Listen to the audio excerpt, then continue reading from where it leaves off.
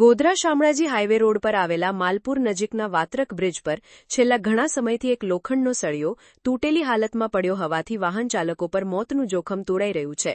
આ તૂટેલો સળિયો કોઈપણ સમયે ગંભીર અકસ્માત સર્જી શકે તેવી દહેશતને પગલે સ્થાનિક લોકોમાં ભારે રોષ જોવા મળી રહ્યું છે અને તાત્કાલિક સમારકામની માંગ ઉઠી છે। ગોધરા શામળાજી હાઈવે રોડ પર આવેલા માલપુર નજીકના વાત્રક બ્રિજ પર છેલ્લા ઘણા સમયથી એક લોખંડનો સળિયો તૂટેલી હાલતમાં પડ્યો હોવાથી વાહન ચાલકો પર મોતનું જોખમ તોળાઈ રહ્યું છે।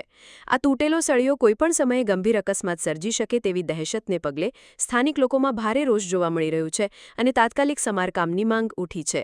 માલપુર વાત્રક બ્રિજ ઉપર એક મહિનાથી એક સળિયો નીકળી ગયો છે, તેના કારણે 2-3 સળિયા નીકળી રહ્યા છે।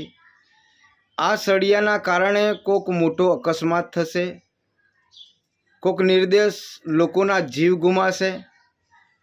હજુ પણ તંત્રની આંખો ખુલતી નથી। વારંવાર રજૂઆત કરવામાં આવી છે કે બ્રિજ ઉપર જારી મૂકો, આ જે પુલ ઉપર સળિયા નીકળી જાય છે એ તાત્કાલિક રિપેરિંગ કરો, પરંતુ આજ દિન સુધી આ સળિયા કાપવામાં નથી આવ્યા, ત્યાં રિપેરિંગ કરવામાં નથી આવી। દુઃખભરી બાબત છે।